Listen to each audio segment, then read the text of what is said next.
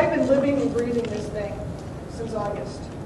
And I'm actually kind of sick of HDA at this point. But those of you that aren't history teachers, I really appreciate the fact that you're coming out to help us. It makes a huge difference. This is a really important event for the kids, and you guys can really make it for them. So we appreciate you coming to this. Okay, so the theme this year is leadership and legacy. And basically what the students' projects must do is adequately explain their topic's relationship to this theme. They have to provide basic information about the topic, but they also must go the next step and draw conclusions about its significance. They do not have to address both leadership and legacy, but it's going to be really hard not to do both, okay? NHD on their website has compiled 100 influential leaders, and the criteria that they used to determine who was a leader was that they had an articulated vision, they were motivated, they were willing to confront tough issues, they had good communication skills, and they left a legacy, whether that was a good legacy or a bad legacy. So with my students, we discussed the fact that there's a lot of people out there who were wonderful people, like Thomas Edison maybe, who definitely left a legacy. But was he a leader? Did he have people that followed him? Was he the head of an organization or something like that? The students have been extremely creative. I know from my experience, we had our school fair back in December in choosing their topic. And we had a wide range of topics, from organizations, the Red Cross, to specific people. So you have to kind of keep an open mind when you come in to judge these. And if you're skeptical, it's okay. Allow their entries to convince you. When you're judging these projects, this is the way it breaks down, okay? And I know as a history teacher, this is what I've been driving home to my kids. 60% of this is your historical research and the quality of your historical research. 20% of it is clarity, 20% is relationship to theme. The clarity of presentation is the thing that kind of trips up judges. You have to be careful not to give points for cuteness and for glitz, okay? Because that's not what it's all about. You want to see some depth in the actual historical quality. Again, the relationship to the theme, the topic does not have to be an individual. It does not have to be someone that is world-renowned. In fact, NHD has a huge push on doing local history. So it's kind of cool if the kids can dig somebody up that you don't know anything about and teach you something new. So be open to that. Also keep in mind the nature of the topic when you're evaluating their bibliographies. Some topics, ancient history, Alexander the Great, for example, I saw one of these projects earlier this year, has very few primary source documents available. If you do something a little bit more recent, you might have a lot of primary source documents. So when you're judging the historical quality, you have to keep that in mind. Keep in mind the time period of the actual project.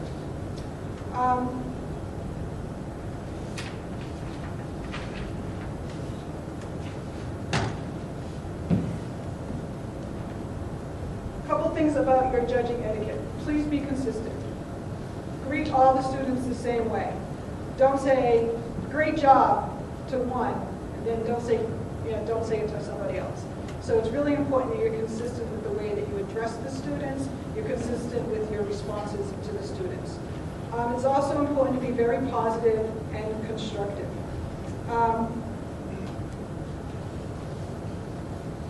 You should try to make eye contact with the students during your interviews, especially in the beginning. Let them introduce themselves to you. If you need some time to make a few notes, communicate that with the students. The hardest part of this job, as being judges, is that your job is to eliminate most of the projects, which is hard. You're dealing with kids. We're dealing with 6th graders. I think we have one student coming up from Jeju who's like a 4th or 5th grader who is entering this contest, knowing he cannot go on to nationals, but he's doing it because he loves history, okay? And I'm like, that's so cool. So we're hoping to spark him. So but we wanted to make it a really positive experience for him and for all the students, okay? When you're writing your comments on your sheets that you have in there, your judging sheets, you'll see a lot of space over on the right-hand side.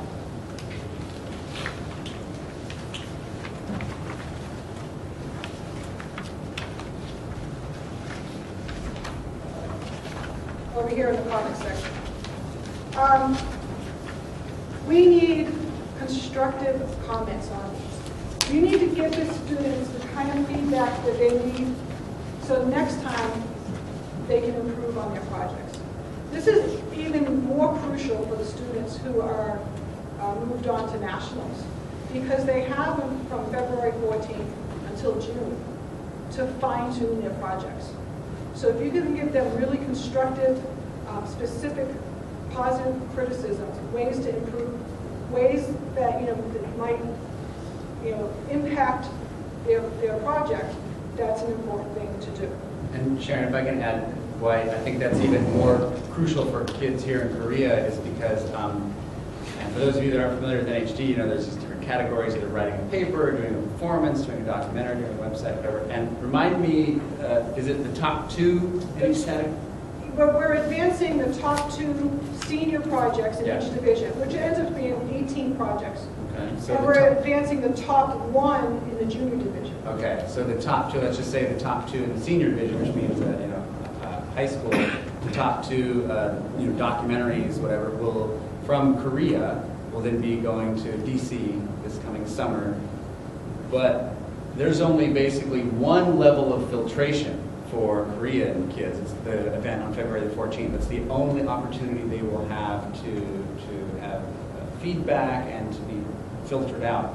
Whereas most kids from the States, they were at their own school first, and then maybe district level, and then maybe state level, and then they go to national. So they've had a whole series of levels of steps and hurdles that they had to go through each time honing their project. And again, our kids just haven't had that much feedback. So yeah, and in each of those levels, they do get the judges' feedback. Right. So the more detailed feedback we can give them on the 14th, the more specific and constructive criticism, the more we can offer them, the better. So even last summer, I judged at nationals. I judged junior individual performances, and they have comment police going around as you're writing your comments. And if they see you write "good job," they go "ah!" They come over and they yell at you. Okay, so they don't want just those generic "good job," "oh, I loved your project" type comments. They want very specific comments. Okay, even at that level, because those are the kids, that if we can inspire those kids, they'll do a better job next year and come back even stronger. Sometimes there's technical problems. Some of our kids are traveling. We have kids traveling from Jeju, Daegu. We have kids coming from all over Korea this year. Sometimes there's technical problems. I know my student that traveled to DC last year, as she started playing her documentary, she had it in 2 different versions. She had a YouTube documentary. She had it on YouTube, and she had it on a flash drive. She decided to play the YouTube one, and it started to skip. At like 2 minutes, it skipped, and at 4 minutes, it skipped, and she was like panic-stricken. That happens, okay? And what you have to do is just put that student at ease. I mean, she was a basket case afterwards. But her judges were great, and the lead judge on that group was wonderful at saying, I realize that you have some technical issues, but it did not detract from the quality of the work, okay? So just kind of keep those little things in mind as you're sitting there and judging. Okay.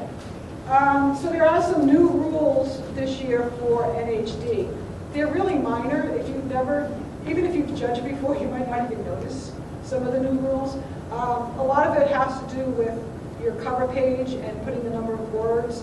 On exhibits, there's a new rule about for every picture they have or quote they have to have it cited on the actual exhibit itself. Okay? So for each different category, there are some minor changes to the rules. They are on your score sheets. Okay, so we'll go over the score sheets as we go through each category.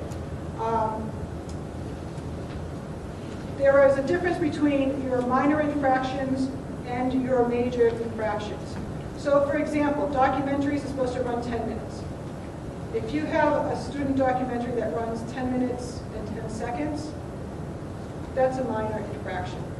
If it runs 11 minutes, that's a major infraction, because that student is getting an unfair advantage over the other students by putting a whole other minute, a whole other 10% of information into their actual project.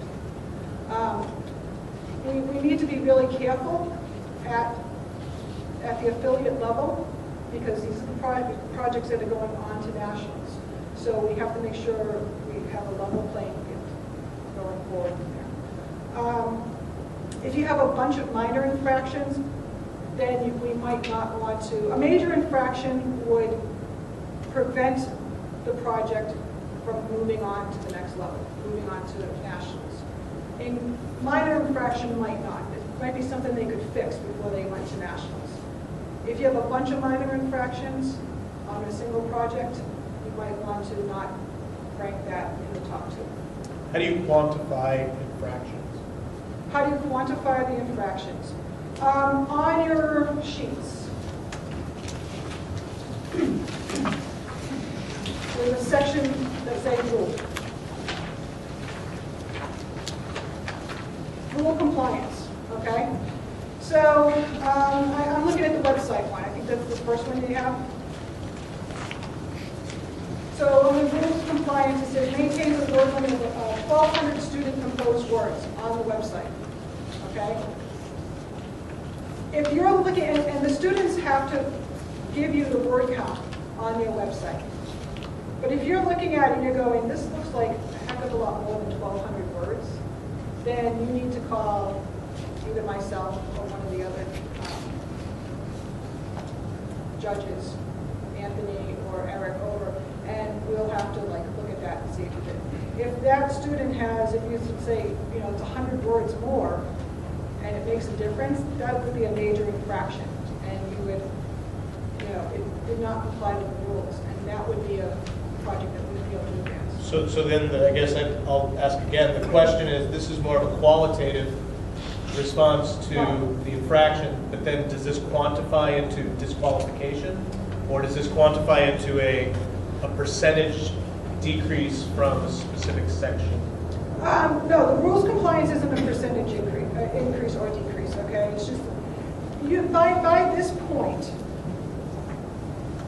with the teachers that we have who've been doing this for a while, you should not see major rule violations, okay?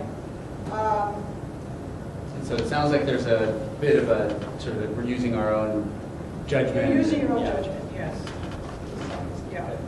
Case by case basis. But we're here, that's why, we'll be floating around to make sure that, if you do have a question like that, we feel, as judge, you're not going to be working by yourself either. You're going to be working with 2 other judges. So you discuss this and you're like, oh, we feel like maybe this one has a major problem. You can discuss it with us and we can help you make that decision. Okay?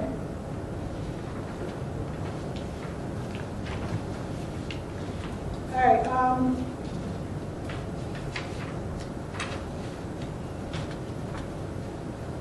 Okay, so most of your small rule violations and stuff can be handled just by simply making a note on your judging sheet, on your evaluation sheet. And if it's like, again, if it's minor, if you feel it's just a minor thing, either they're over a couple words or they forgot to cite a couple sources on their exhibit or whatever it is, that can be rectified for the next level. So that should not hold them back from doing it. Make sure that you have your instructions with you, and I guess what I'll do is make sure I have extra copies just in case on the 14th, so you can have those with you as you're judging the actual video. Now,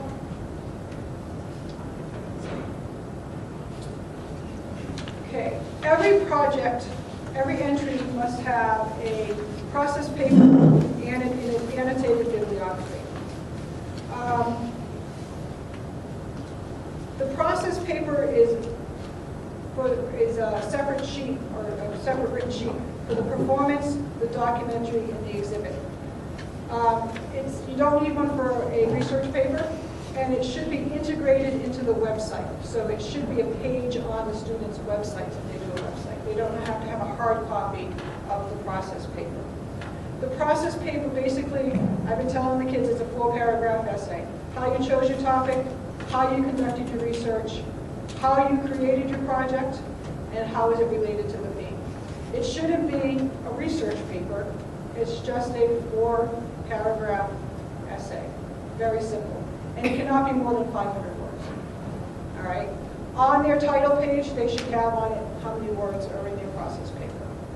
All right? And I remember last year one student asked me what was a fair question. He said, oh, I put in my process paper, you know, that I had made this error along the way, and I did this, and I did that, and he asked if that was going to hurt his chances. I said, not at all. That's just part of his process, that he had discovered that one of the sources he was working with turned out to be faulty, and this and that, and so, it's basically just they're writing a history of their process of having developed this project, that's all.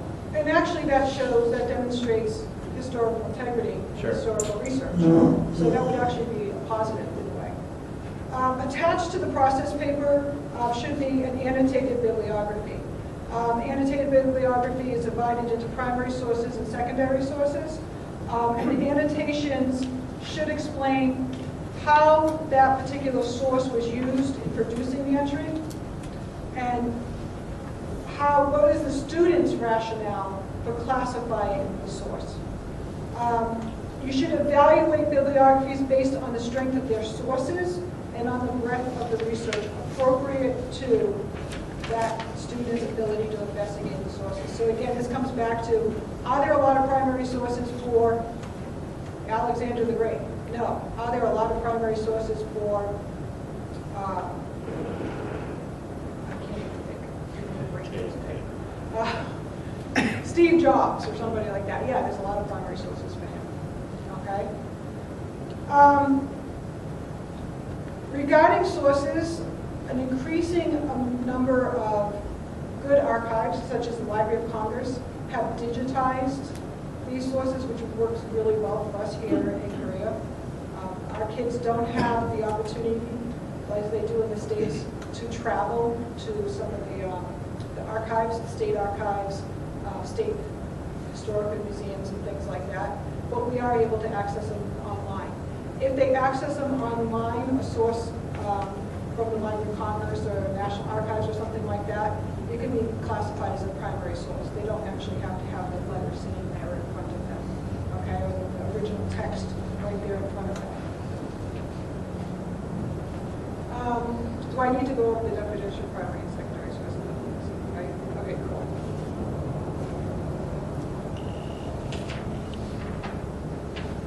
All right.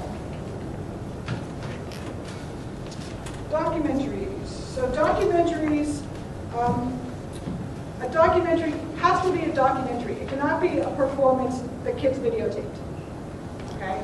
It should be something that you might see on PBS or the History Channel or something like that. The students have to run all the equipment, and basically you're gonna see some examples of the documentary. I don't know if this is gonna work. What? Are you gonna be able to go there? What? On the documentary? Yeah. Well, I'll show you the examples after we're finished. How's Okay. that? That way we can have to go back.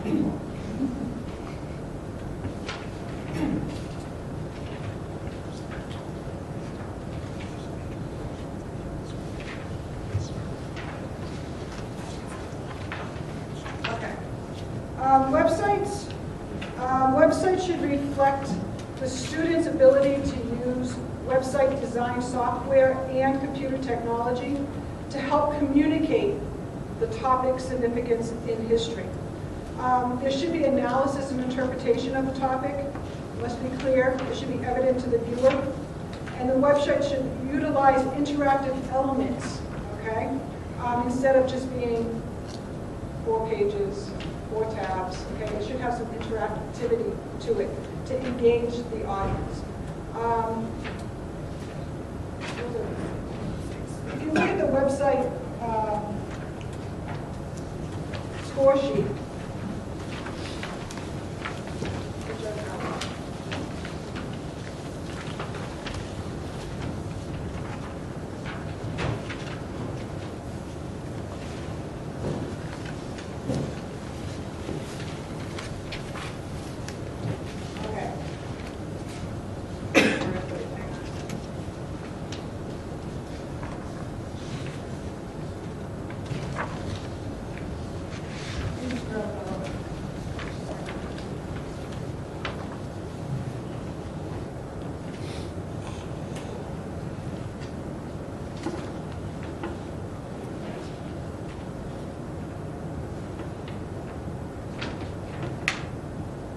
you look at the website score sheets, one of the things they talk about is like, you can't have links to other websites, okay?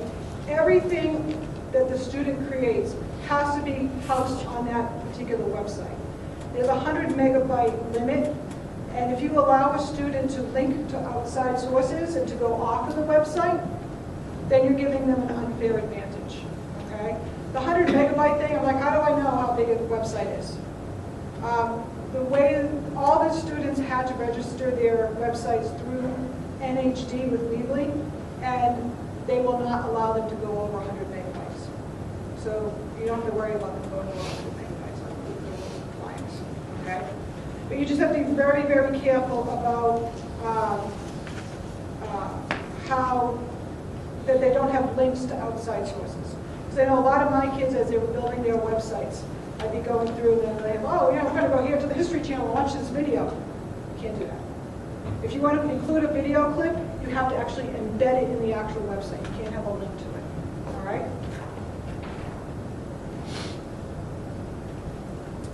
Okay, and research papers. These are your traditional form of presenting historical research or interpretation. I didn't know this until I started doing this training process, but in addition to a traditional research paper, students are also allowed to do creative writing, such as fictional diaries and poems. So you might see something beyond what you consider a traditional historical research paper, as long as they conform to the general and category rules. And all these written papers should be grammatically correct and well written. The kids who tend to do papers tend to be a little bit quieter and introverted. So when you're interviewing them, just keep that in mind, okay? They don't like to be out there performing and doing their song and dance routine. The three categories we just discussed, websites, documentaries, and papers, are all judged ahead of time. So if you get assigned one of those, you will receive your in a Dropbox, you'll receive, I don't know how many, maybe 5 or 6 different documentaries for you to watch. You'll have the score sheets, you'll have access to the score sheets, you'll be able to score them. You can communicate with the other members of your team. And when you come here or not here, to go to HAFS on February 14th. February 14th, then you'll view the documentary again, but you should be ready to interview the students, okay? So there is some prejudging. The other 2 categories, exhibits and performances, obviously cannot be prejudged, so you'll be judging them at 0 and spot.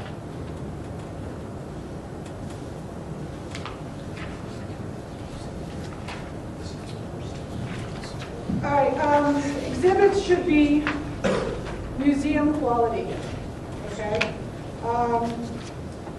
They should only contain 500 student-composed words.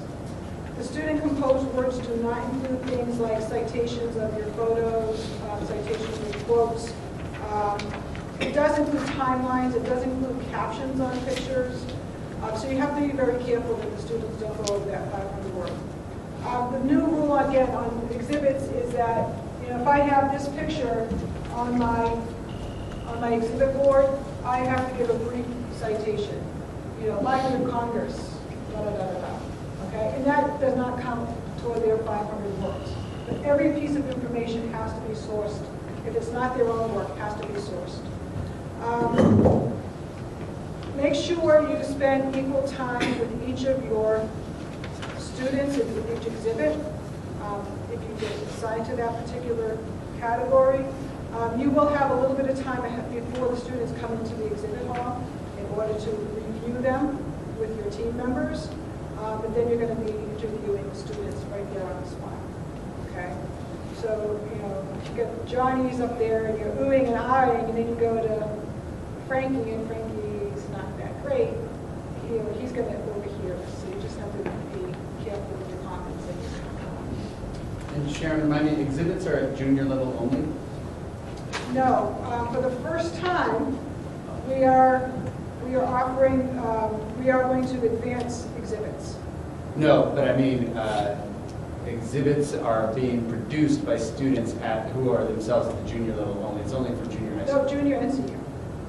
Oh, Yeah, because we open it up, so we can advance 2 individual exhibits and 2 group exhibits to the United States for the seniors. The problem with the exhibits is it's very expensive to get them over to the United States. So I know I told my own students that if this is the route they choose, their parents are going to have to shoulder that expense of getting it over to the United States.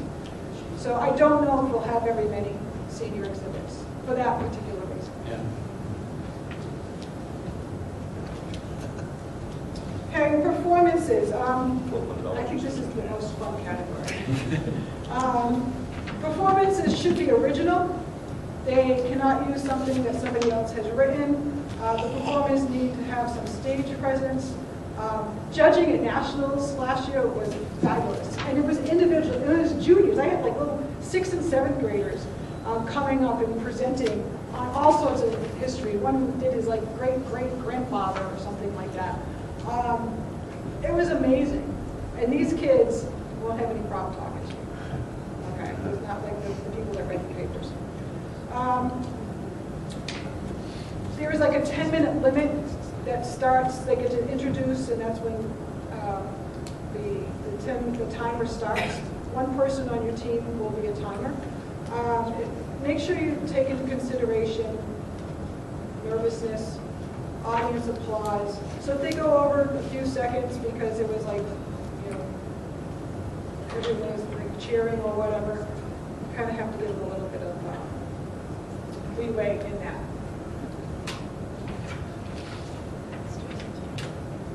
All right, so this is the most important part of this whole process, is interviewing the students.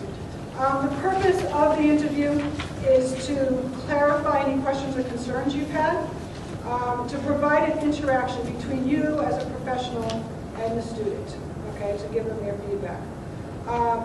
You want to ask the students questions of substance when you're doing it. You don't want to say, oh, your costume was so cute. You really want to like draw out things. I gave you a list. The last page of your handout is a list of like 30 questions, 20-something questions. Because I know, judging last year here in Korea, I felt like I was asking the same 3 questions every year, and it got kind of boring after a while. So here's some suggestions on questions you can ask the students. When you're interviewing the students, and this is going to be especially important for those of you that are doing documentaries, websites, and research papers, because by the time the kids come to the contest, you've already, with your people, with your group, have already probably selected your top 2 or 3 choices, okay? Now, the interview could make a difference, and if you interview a kid, and you're like, wow, that didn't really come out in the project. This kid has a lot of potential. We can change. Okay, there is time to still time to change the rankings at that point. Okay, but it's really be very careful that you don't let it slip and say, oh yeah, we thought you were the best, or oh you're definitely moving on.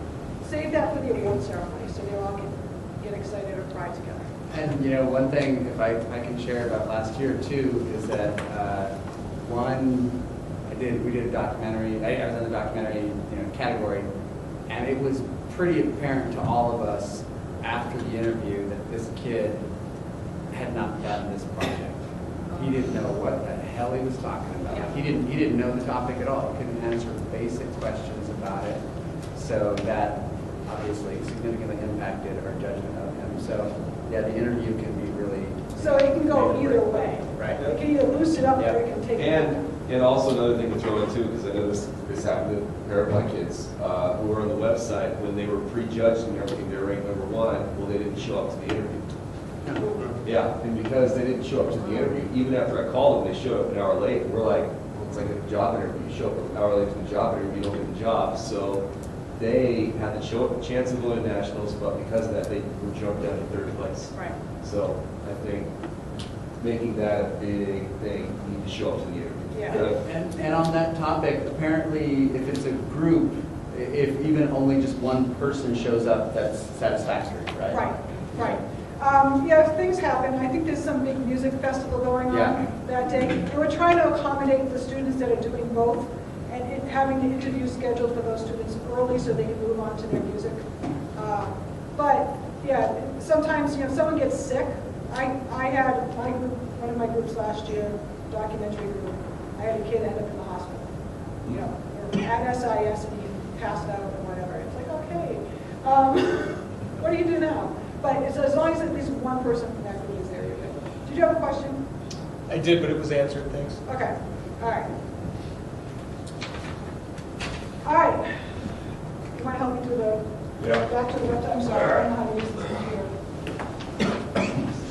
Sharon, I have a question about the presentations and maybe also the exhibits. Okay. I know you mentioned that it really should be judged on its historical merit and the information there. What weight does presentation have? I know it says, the 20% says, that you use the stage well, the presentation well. But if they have a really good show or a really bad show, but really haven't hit it on the history, would that be one that might move on or not? This is one of those judgment call things. In the finals at nationals, the project has to stand on its own merit. There are no interviews in the very final round. So it has to stand on its merit alone.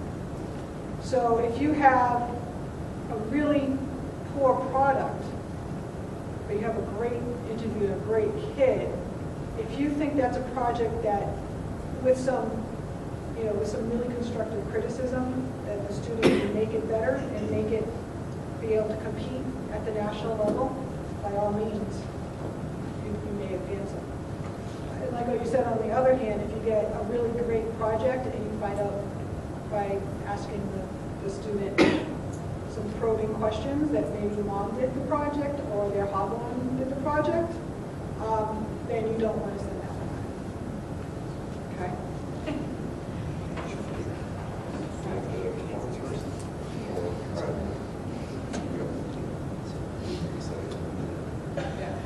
This is actually one of the ones, this is not available on the website. The things I'm going to show you, you can go back and look at if you want to on the NHD website. But this was one that was shown to the coordinators, the affiliate coordinators in Maryland. This is like a cage fight. It was actually... It's an episode of Drunken History. This was actually presented at nationals. It did not win, but it was presented at nationals. Chancellor versus Thomas Edison, the rights and responsibilities of inventors in history. Our presentation is set in the afterlife. It's 1943, 12 years after Edison has died, when Nikola Tesla joins him.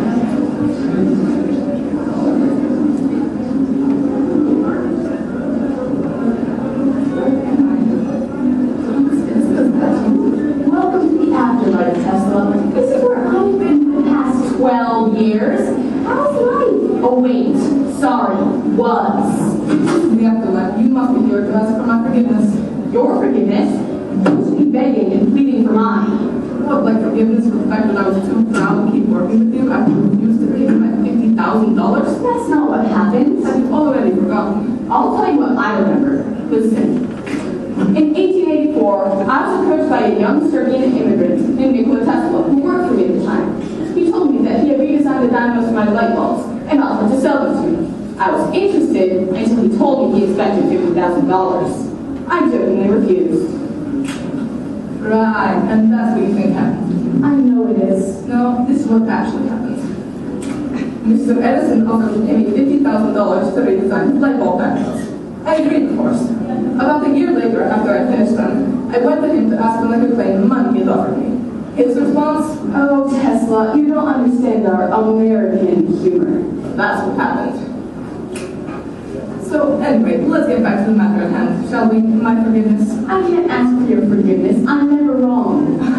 X-rays, X-rays. That was a long judgment. Call it what you want, you still killed that lab assistant. Remember, in 1896? Oh, joy! Look, X-rays. I think they'll be great for your eyes. Let's see how well that works out. No, dangerous. Very, very dangerous. Well, you never know. It could be a little bit dangerous. I'll wear protective glasses. I'll be completely safe. Edison, for once in your life, will you listen? Also, my assistants can place their hands in front of the fluoroscope, my X-ray device, so that you can see their bones. Just ignore the painful rashes they get. I refuse to assume subjects, and I would suggest that you do the same. But he completely ignored his responsibilities of safety as an inventor, nearly blinded himself, and gave his assistant, Clarence Daly, terminal cancer, which Daly died of 8 years later after losing both his arms. Later, in a press interview, Edison was quoted as saying, Do not talk to me about X-rays. I am afraid of them. So tell me, Mr. Edison, was there anything good that came out of this? Actually, yes. It led to the development of the clinical X-ray machine and showed the dangers of the X-rays. That's actually true.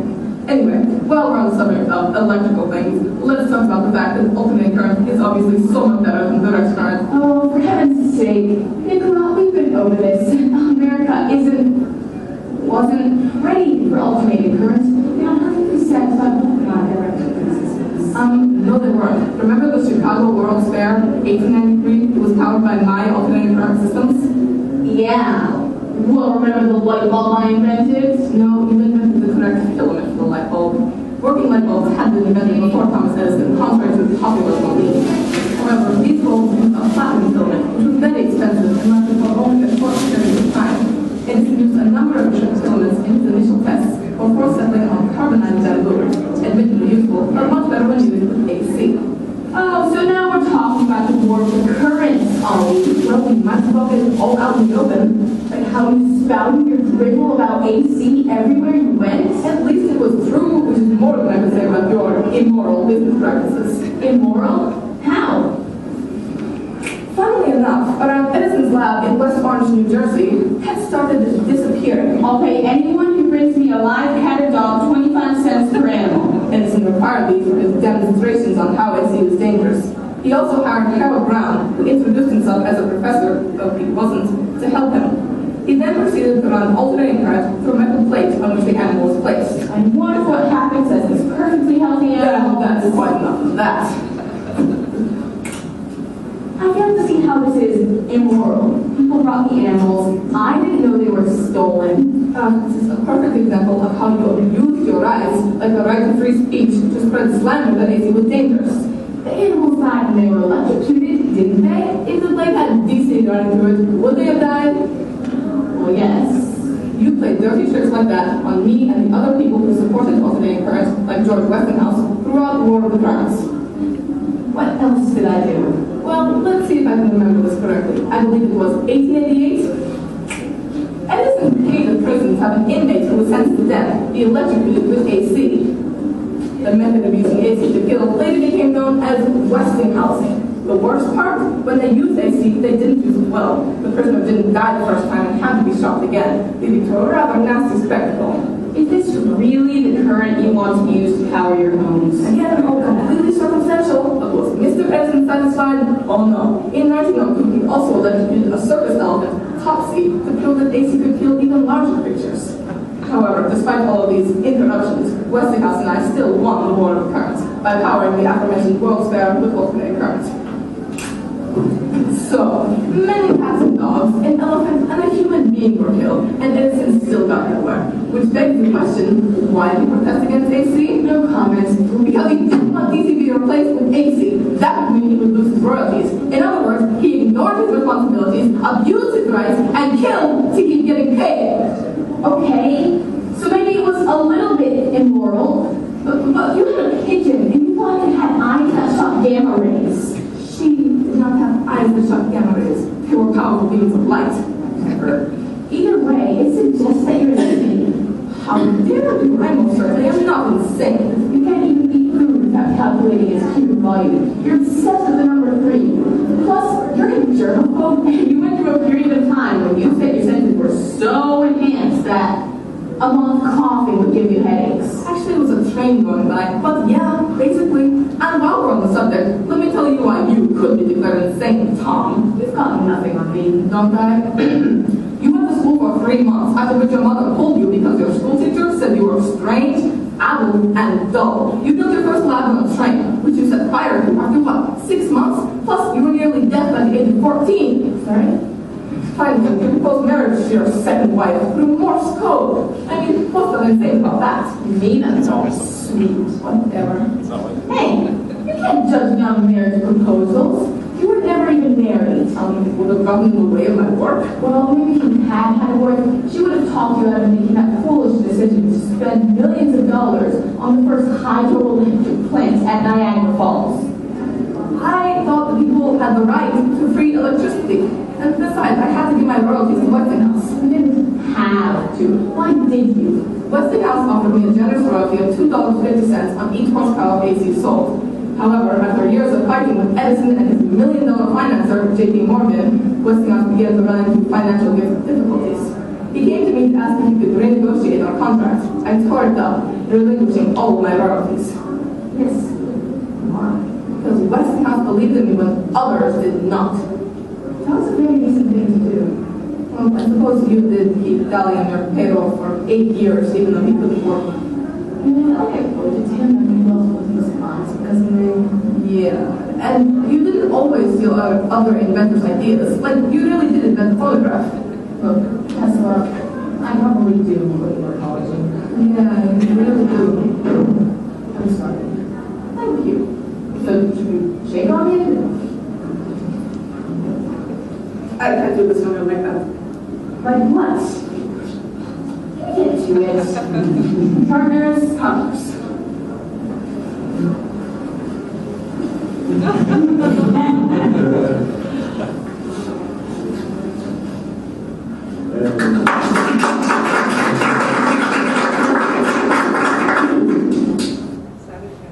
All right, so. Gotcha. Yeah, right next. Golden. Okay, so that was an example of one of the junior performances that actually made it to nationals. Again, it didn't win a prize, but you can see that's the kind of competition that it's going to be up against. I believe there was some discussion about, whether the rights and responsibilities were fully explored or something like that. They went off into some other tangents that kind of distracted from the talk. So, any questions about performances or anything? It's almost time to eat, so. Whoever gets here. It's here? No, you got time. So there's some, unfortunately, they haven't put up new student projects from last year with the rights and responsibilities. So these are actually from 2 years ago, or some of them might even 3 years ago. So just to give an example of what you're looking at for exhibits.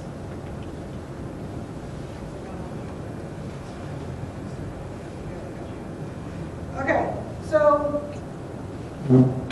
as you can see, this is more than just a science fair project board. Okay, this is the kind of thing that our kids will be competing against.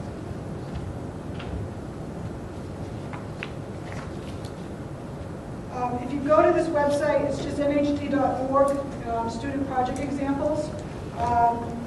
They have the process papers, they have annotated bibliographies. I believe this is the one that they talked about last year. This is a junior division, and the annotated bibliography is 26 pages long.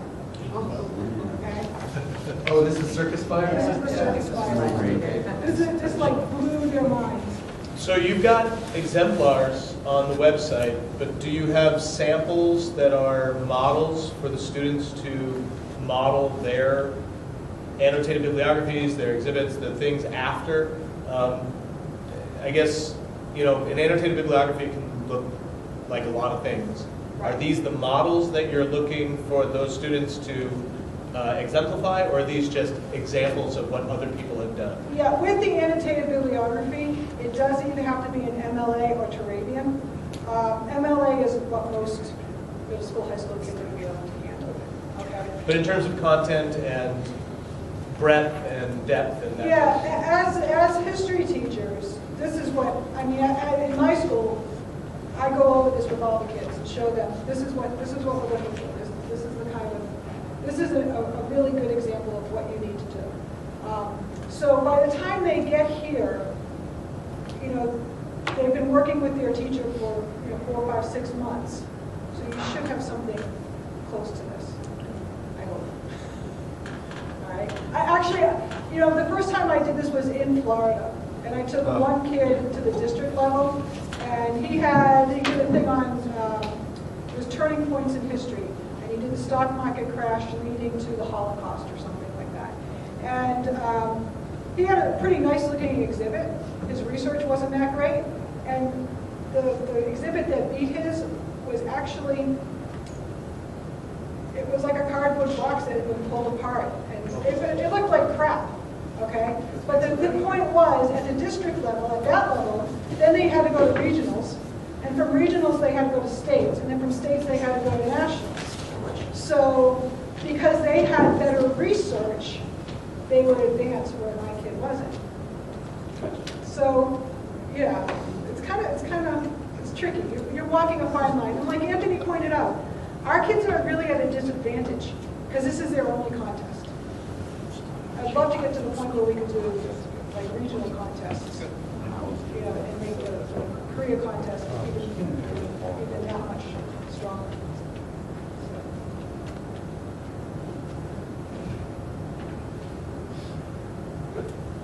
So they also have, on this page, they also have documentaries and more performances, and then the websites. The websites are the fastest growing segment at National History Day. Because our kids are just digital natives and they love this kind of stuff. So this is the kind of thing that, you know, National History Day, they only added this, I think they said it was like 8 years ago or something like that. So it's the newest category, but it's the largest category. And they're lucky enough where the kids can get Weebly free through National History Day to use. And the really cool thing about this is that if they do advance to nationals and they actually win at the national level, National History Day offers them the opportunity to make it a permanent website so they can use it in their college applications and things like that, which is really beneficial. Do they have to use Weebly? They have to use Weebly. They have to use Weebly registered through the NHD website. Otherwise, they might get an advantage of having more space. Everybody else's websites that don't place kind of get wiped because Weebly has an agreement with National History Day. So. Do the students take you on a tour of the website, or are you responsible as a judge to take yourself on a walk through there? Okay. Websites, you're going to be pre-judging, okay? And no, the students are not supposed to present their website, okay? You're already supposed to have looked at it, and you can ask them questions. You can ask them, say, you know, I noticed, you know, in your leadership section that you mentioned this. You know, where'd you get that information from? How did you find that out? Or, you know, so you need to like lead them back. You can have them, I don't want the students, we shouldn't have the students standing there going, well, this is our background tab, and in the background we talked about the postal board. No, you don't have time. You've got 10 minutes with the kids. Okay, so you don't have time to like go through the entire website. So they shouldn't be presenting the website. They shouldn't be presenting the documentaries. They should just say, They go over, they turn it on, you watch it, you ask them their questions. Are the students allowed to continue to edit from when they submit it to them? So like it can be updated, so Oh, if we wait, have no, a no, question. They submitted on January 26th. websites, Yeah. yeah, January 26th. Mhm. No, It's static. That's it. Static. From 26 to 14, it's that. there's no editing. Yeah. If they advance, then they can edit it before they go to Okay. nationals.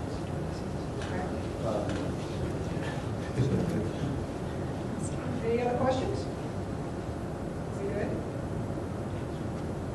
So thank you again for coming out tonight and helping us on the 14th. I know I'll be running around teaching who had come out on the 14th. So in case I forget to say it, then thank you, thank you, thank you. Thank you. All that you do.